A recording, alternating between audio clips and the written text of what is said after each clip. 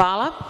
Pa evo, pošto se čitava ova, ja prvo počinjem da brinem da li ćemo uopšte stići recimo do zakona o srednjem obrazovanju, kao što smo preskočili, nažalost, potpuno zakon o visokom obrazovanju, jer smo potrošili vreme, bar kako ga je računao predsedavajući ili računala.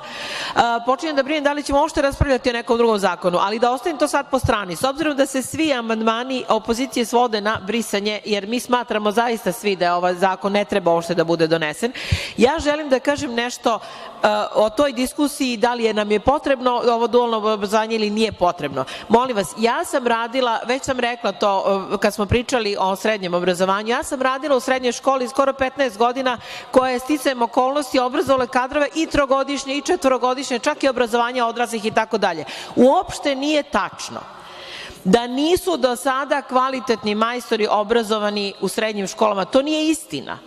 To jednostavno nije tačno, kao da će se tek sada, mi smo imali isto tako škola, tehnička škola na Vračaru u kojoj sam ja radila, imala i saobraćajni i elektro i mašinske majstore i tako dalje, koji su izlazili sa normalnim znanjem i nije tačno da je to nešto što je izmišljeno sada i da nije nikad postojalo.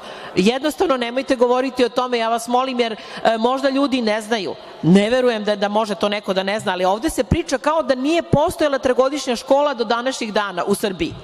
A to jednostavno nije istina. Hvala.